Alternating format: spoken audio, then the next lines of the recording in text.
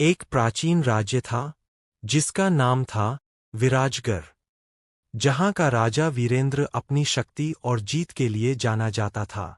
लेकिन उसकी एक आदत पूरे राज्य के लिए खतरा बन गई।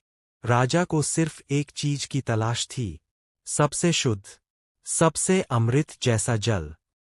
एक दिन उसने नया कुआं खुदवाया, लेकिन जब उसने पानी पिया तो वो गुस्से से भर गया।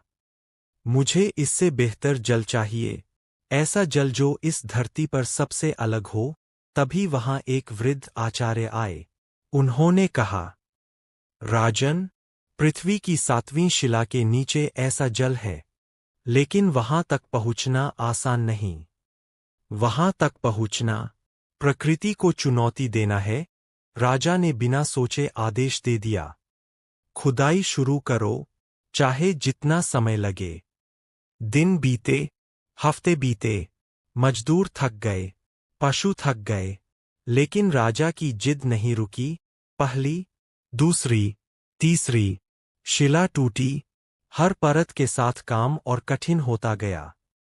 उपकरण टूटने लगे, लोग घायल होने लगे, लेकिन राजा बस एक ही बात कहता, रुको मत, मुझे वो जल चाहिए। आखिरकार 7वीं शिला भी टूट गई, और वहां से निकला बेहद ठंडा, मीठा जल। राजा खुश हो गया। यही है असली जीवन का जल। लेकिन उसकी प्यास यही नहीं रुकी। इसके नीचे और क्या है? खुदाई जारी रखो, आचार्य ने रोका। राजन, अब रुक जाइए, यह सही नहीं है। लेकिन राजा ने किसी की नहीं सुनी। उस रात कुछ अजीब हुआ। कुएं से अजीब आवाजें आने लगीं, जमीन कांपने लगी, और फिर अंधेरे से निकले भयानक दानव। पूरा राज्य डर से कांप उठा।